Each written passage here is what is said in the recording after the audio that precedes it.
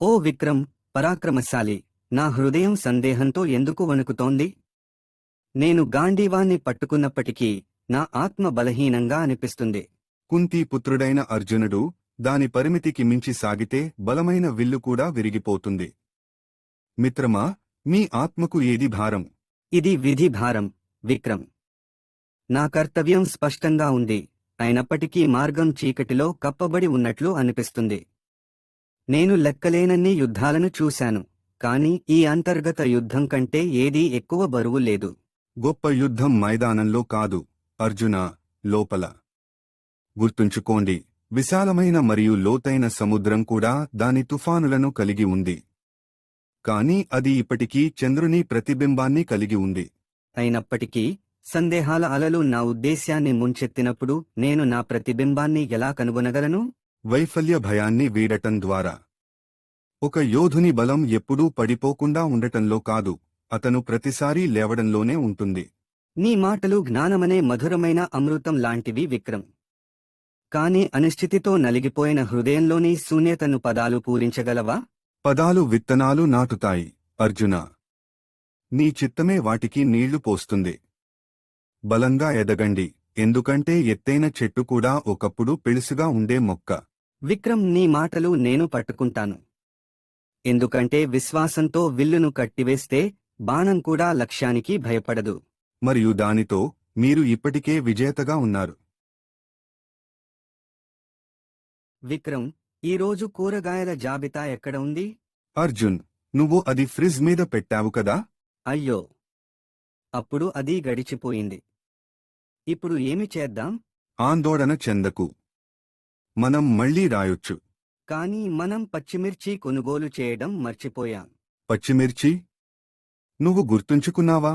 నిజానికి లేదు, కాని మన అమ్మ గుర్తు చేస్తుంది. కాబట్టి ఆమె ఎప్పుడూ మనకి గుర్తు చేస్తుంది కదా? అవును, ఆమె మన కూరగాయల మేనేజర్ లాంటిది. అప్పుడు మనం కూరగాయల విభాగం మేనేజర్లం కాబోతున్నామా? అవును, కాబట్టి మనం దానిని సరిగ్గా చేయాలి. బోండా కూర గురించి ఆలోచించవా? ఆహా, బోండా కూర. మామిడికాయ కూడా కొనాలి. మామిడికాయ? అది పచ్చగా ఉందా లేక పండుగా ఉందా? పచ్చగా ఉండాలి. పండినది పక్కన పెట్టి మనం పచ్చదనాన్ని తీసుకుందాం. సరే, అప్పుడు కందిపప్పు కూడా కొనాలి. కందిపప్పు? మరి మనం అన్నం చేస్తామా? అవును, కూరతో అన్నం అంటే అద్భుతం. గరిష్టంగా కూరతో అన్నం తినడం వలన మనం ఫిట్గా ఉంటాం. కూరలతో ఫిట్నెస్ సిద్ధం. కాని ఆ బఠాటా కూరలో ఉప్పు పెరగడం మర్చిపోయాము. అయ్యో, ఆ ఉప్పు ఎలా మర్చిపోతాం? కాని మనం మళ్ళీ ఆలోచిద్దాం. మనం కూరగాయలు కొనడానికి వెళ్ళినప్పుడు మనం ఏం కొనుగోలు చేస్తాం? కూరగాయలు, కాబట్టి దానితో మనం కూర చేయాలి. కూర అంటే కూరగాయలతో అన్నం కదా? అవును, కాబట్టి మనం కూరగాయలను మరచిపోకుండా కొనుగోలు చేయాలి. సరైన ఆలోచన. కానీ గాజరా కూడా కావాలి. గాజరా? కేరట్ హల్వా తినాలా? ఆహా, బాగుంది. గాజరా హల్వా చాలా రుచిగా ఉంటుంది. అయితే మనం దానిని చేయడానికి గాజరా కొనాలి. గాజరా, పచ్చిమిర్చి, మామిడికాయ. మరేమైనా? వంకాయ కూడా కావాలి. వంకాయ కూర? అది కూడా బాగుంటుంది. మనం ఈరోజు చాలా కూరలు తినబోతున్నాం. సరే, కాని మనం మరచిపోకుండా ఉండాలి. మర్చిపోకుండా ఉండటానికి మనం ఒక జాబితా తయారు చేద్దాం. బాగుంది. జాబితా: 1 పచ్చిమిర్చి, 2 గాజరా, 3 మామిడికాయ, 4 వంకాయ, 5 కందిపప్పు, 6 ఉప్పు, 7 బటాటా. అయ్యో, పప్పు కూడా మర్చిపోయాం. ఆహా, పప్పు. మనం ఎంత బిజీగా ఉన్నామో చూసి నవ్వుతుంది. నవ్వడం కంటే కూర చేయడం మేలు. అవును, కూర తినడం వల్ల మనం సంతోషంగా ఉంటాం. కూర లేకుండా జీవితమే బోరింగ్. కూరలో సాంబార్ కూడా తీయాలి. సాంబార్ అంటే పప్పుతో కూరగా ఉంటుంది. కాబట్టి మనం సాంబార్ కోసం పప్పు కొనుగోలు చేద్దాం. పప్పు, పచ్చిమిర్చి, మామిడికాయ, గాజరా, వంకాయ. ఇప్పుడు మనం కూరగాయల మేనేజర్లు అయిపోయాం. అవును, మనం కూరగాయల సూపర్ హీరోలు.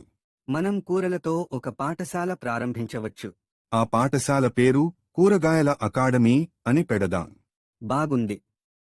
కూరలతో సక్సెస్ సాధిద్దాం. సక్సెస్ అనేది కూరలతో మాత్రమే కాదు, మన హృదయంతో కూడా ఉంటుంది. నిజం. కూరతో మన హృదయాలను నింపుదాం. కూర తినటం అంటే ఆనందం. కాబట్టి మనం కూరగాయలు కొనుగోలు చేయడానికి వెళ్ళాలి.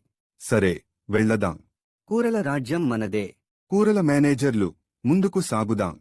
కూరతో మనం సంతోషంగా జీవించవచ్చు. అవును, కూరలతో మన హృదయాలు నిండుతాయి. కూరలు లేకుండా జీవితం ఖాళీగా ఉంటుంది. కాబట్టి మనం కూరలతో సంతోషాన్ని పొందుదాం. కూరలతో మన జీవితాన్ని పుష్టిగా ఉంచుదాం. అవును, అర్జున్. సరే, కూరల దుకాణానికి వెళ్ళుదాం. కూరల మేనేజర్లు ముందుకు సాగుతారు.